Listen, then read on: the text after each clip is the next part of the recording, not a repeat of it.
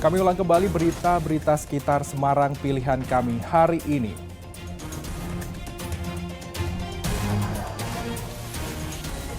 Cegah kasus COVID-19 meluas di lingkungan sekolah, pemerintah Kota Solo dan Semarang menghentikan sementara pembelajaran tatap muka.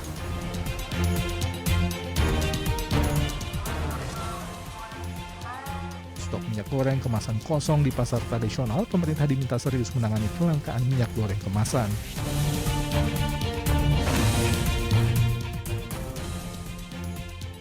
Berawal dari hobi, seorang pemuda di Klaten tekun membudidayakan ayam hias sehingga menghasilkan uang puluhan juta rupiah per bulan.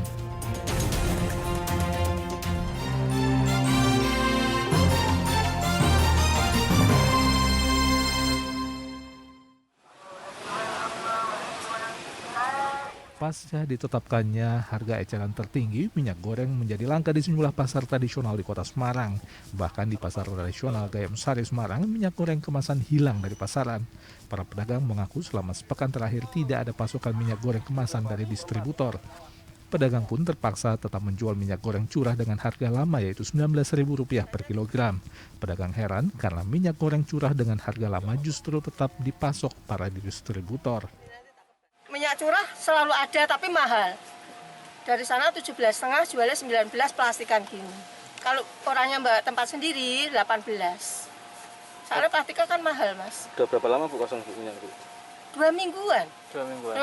Yang kemasan ya Bu ya? Iya, yang kemasan yang kosong. Para pembeli kian bingung karena stok minyak goreng kemasan subsidi di retail modern pun kini juga langka. Ada program pemerintah, harga minyak turun, tetapi malah stoknya tuh habis. Jadi kami juga kesulitan untuk mencari stok minyak. Pemerintah diharapkan segera memasok minyak goreng kemasan subsidi ke pasar tradisional sehingga masyarakat tidak makin terpuruk. Ali Mustaufirin melaporkan dari Kota Semarang.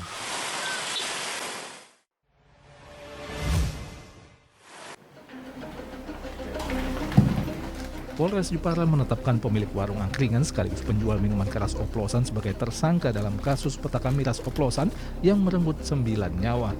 Penetapan P sebagai tersangka setelah penyidik melakukan serangkaian penyelidikan. P dianggap paling bertanggung jawab di balik hilangnya nyawa 9 orang yang menggelar pesta miras selama 15 jam. 9 orang itu meninggal secara beruntun sejak 29 Januari lalu. Sehari setelah pesta miras, 2 pemuda tewas, kemudian beruntun 7 pemuda lainnya. Mereka rata-rata mengalami gejala pusing, mual, dan nyeri di bagian dada. Saat ini pun masih ada 2 orang pemuda yang dirawat akibat keracunan miras. Dan informasi, memang kemarin ada 8 orang yang masih dirawat di rumah sakit. Dan informasi saat ini 6 orang dari 8 itu sudah pulang dan sudah pulih, tinggal 2 orang.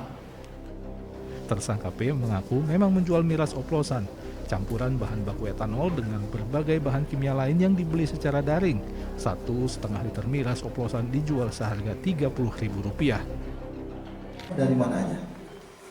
Dari sama di yang kecil-kecil itu?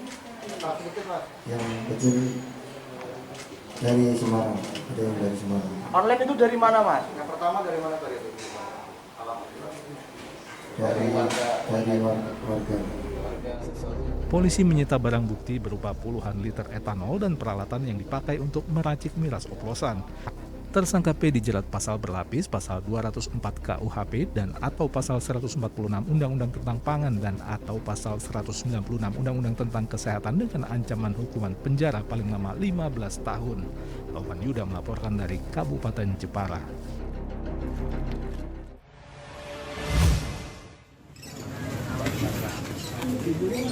PT Jasara Harja Persero memberikan santunan kepada ahli waris korban meninggal dunia dalam kecelakaan bus pariwisata di Bukit Bego, Imogiri, Bantul. Penyerahan santunan diberikan perwakilan PT Jasara Harja Sukoharjo di kediaman korban. Pasangan suami istri Sugiono dan Parjiam di Dusun Kedung Rejo, Desa Ranggen, Kecamatan Polokarto, Senin siang.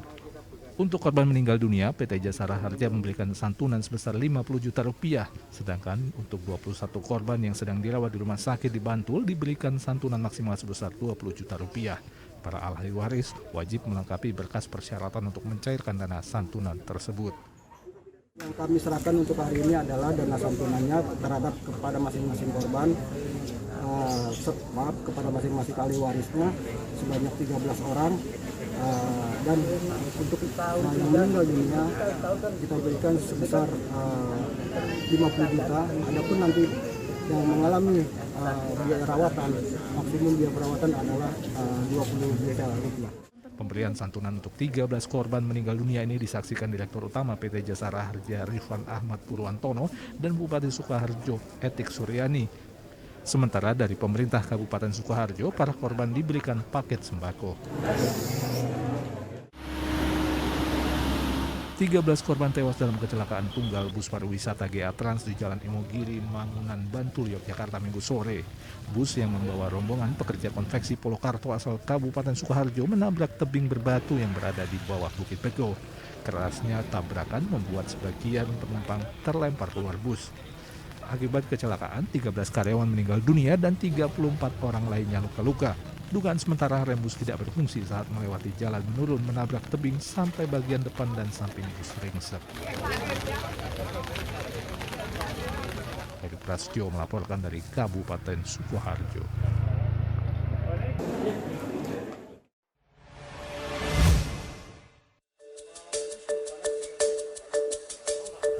Seorang pemuda di Klaten membudidayakan ayam hias sehingga menghasilkan uang puluhan juta rupiah tiap bulan. Berbekal hobi sejak di bangku kuliah, Muhammad Khairul Fadli asal Jogonalan, Klaten, menjadikan budidaya ayam hias sebagai mata pencariannya.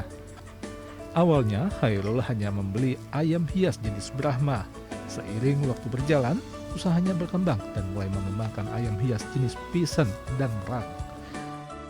Merintis usaha ini dulu hobi waktu kuliah. Jadi saya hobi di ayam, khususnya ayam hias. Di sini saya dulu beli ayam Brahma. Dari indukan indukan tersebut, kemudian kita peranakan lagi dan jadilah banyak. Kemudian kita jual lagi dan kita upgrade materi ke bangsa Pisen seperti Golden Pisen, Silver Pisen, Yellow Pisen, Lady Amber's Pisen, Sembilan Fairback Pisen dan beberapa Pisen lainnya, serta upgrade lagi di merak biru India, merak putih dan merak blorok serta beberapa jenis merak lainnya. Nilai jual ayam hias cukup tinggi. Untuk sepasang jenis ringneck Pisen dijual paling murah 2,5 juta rupiah dan paling mahal 50 juta rupiah per pasang. Dalam sebulan, Khairul pun bisa menjual puluhan ekor ayam hias sehingga omsetnya mencapai 90 juta rupiah per bulan. Pasarnya pun sudah merambah hingga Jakarta, Surabaya, bahkan hingga Papua.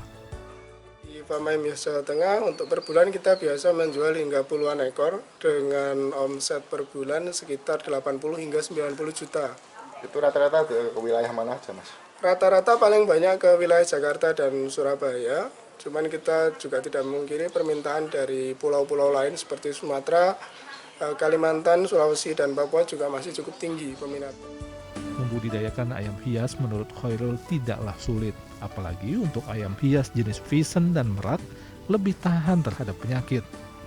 Pasar ayam hias di masa pandemi saat ini menurut Khairul sangat menjanjikan karena belum banyak yang menekuni budidaya ayam hias.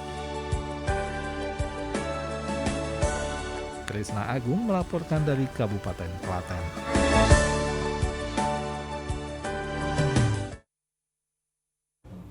Informasi tadi mengakhiri jumpa kita pagi ini. Atas nama rekan yang bertugas, saya Freddy Cahya mengucapkan terima kasih atas kebersamaan Anda. Selamat pagi, selamat beraktivitas, dan sampai jumpa.